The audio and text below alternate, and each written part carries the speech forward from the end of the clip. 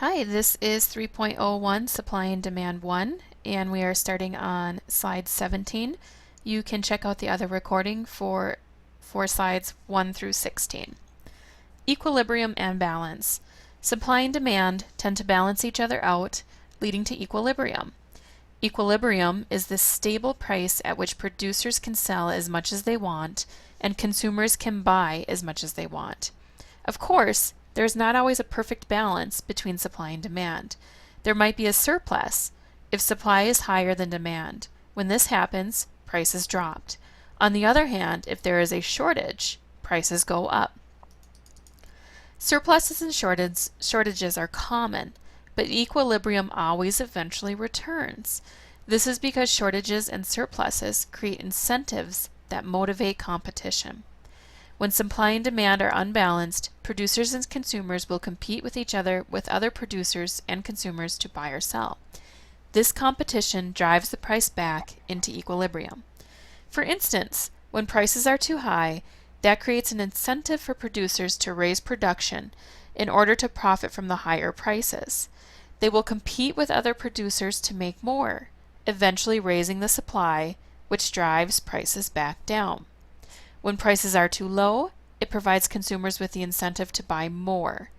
They are motivated to save money and compete with other consumers to buy more. That increases the demand, which raises the prices back to their normal levels. Understanding price. The law of supply and demand is one of the most fundamental principles of economics. It explains what happens to prices when market conditions change. It can help companies determine what price to charge for a new product or what to do in response to declining demand. Most of all, it provides a way to understand how producers and consumers interact in an economic system. Price review. Think you have it figured out? Sort the price changes into the correct scenarios to see if you are right. Drag and drop the words to their appropriate boxes. Incorrect answers return to the top. Go ahead and do that on your own. The supply line. In a modern economy, there are many goods available, from tables to tabloids, dolls to disco balls, computers to croquet mallets, and on and on. There are also many services: education, personal grooming, legal assistance, financial advice. The list of available goods and services is long. These are all things that can satisfy human needs and wants. All of the goods and services available in the economy do not just pop out of thin air. They are all created by people. Remember that the creation of goods and services to satisfy human wants and needs is called production. The production of a good or service can have an effect on demand by changing the supply and, therefore, the price. But production is most closely connected to supply, because in order to supply something to the market, it must first be produced. Remember, production uses resources, and resources must be allocated. It is important to allocate them efficiently to maximize benefits. Production. In economics, everything sold is first produced. To sell something, a producer takes a resource and adds value to it. Production is the process of adding value to a resource. You have already learned that production involves three factors: land, labor, and capital. They are used to produce all goods and services. Imagine that you want to produce oranges to sell in the marketplace. The first factor of production you need is land, so you can grow the oranges. Land includes the fertile soil you need, as well as the water supply and good weather. All of these things are scarce. Now you need to add the second factor, labor. It takes a lot of effort to plant an orange orchard. The trees must be cared for and watered, and eventually the oranges must be harvested. Again, the labor required is scarce because all that work could be used to do something else. Finally, it is time to take the oranges to market. For that, you need the third factor of production, capital. In production, capital consists of things that humans have made, including money, that are used in production. If you ship the oranges to the grocery store on a truck, the money you pay the truck driver is capital. So is the truck itself, and so are the roads, bridges, and highways, over which the truck will travel.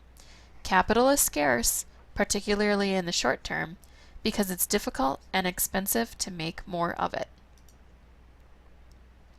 Opportunity cost. If resources are scarce, how do people make decisions about where to use them? And if using scarce resources costs money, how does a society produce more goods without simply raising prices?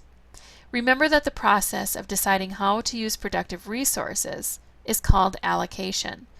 Allocation decisions are usually made based on the opportunity cost of one particular use of resources. As you have learned, opportunity cost is the benefits lost by choosing one option over another. Calculating opportunity cost. Opportunity cost is more than just the sum of all opportunities you gave up. It is the value of the most beneficial alternative given up. Analyzing opportunity cost requires a broad view of the consequences of a choice.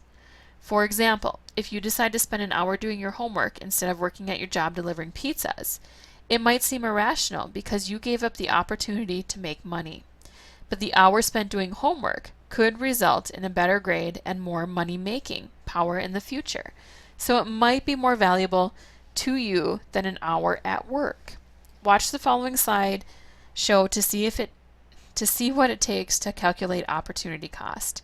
Click the blue triangle to begin. Use the arrows to advance or review the slides. Introducing efficiency.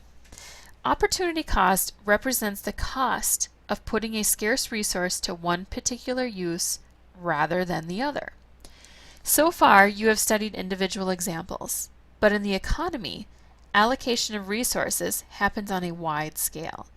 How do larger groups, such as towns, cities, and nations, make the most of productive resources? They do it by focusing on the goal of efficiency. You have already learned that efficiency results when waste is minimized.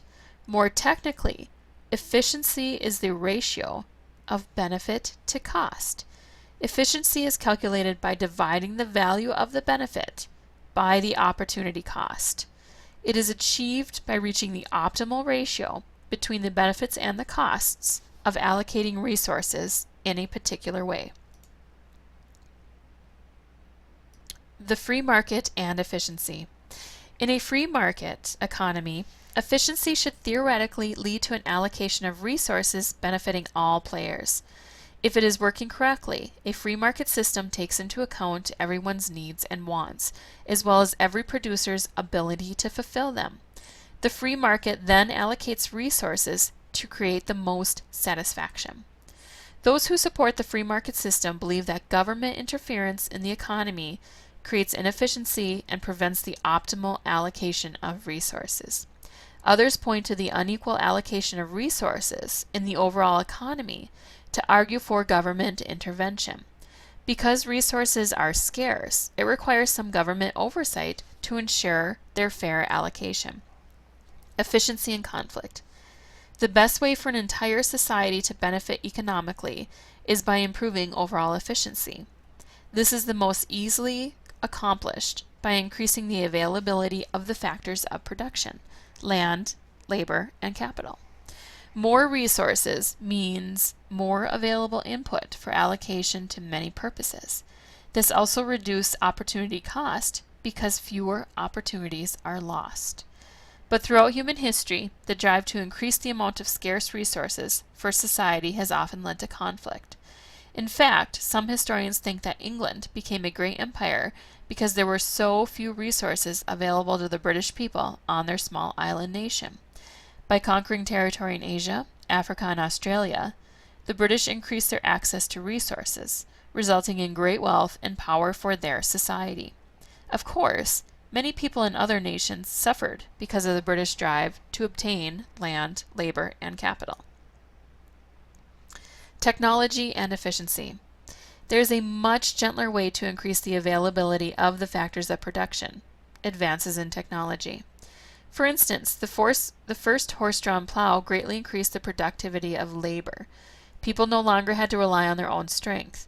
The new plow allowed one person to farm a larger amount of land than was ever possible before, greatly increasing efficiency by increasing the supply of labor. And when the first tractor was introduced, it increased efficiency even further. Producers producing products. Because resources are scarce, production requires allocation decisions. Efficiency is an important goal for producers because it maximizes the effectiveness of these decisions. It allows them to generate as much supply as possible with the available resources. Match the important terms with their definitions. Click circles on the left and drag to circles on the right to create matches. Correct matches stick and turn green. Go ahead and do that. And that sums up 3.01 Supply and Demand 1. The next recording will be of 3.02 Supply and Demand 2. Please let me know if you have any feedback or any comments you'd like to leave me. Above all, let me know if you have any questions. Have a good day.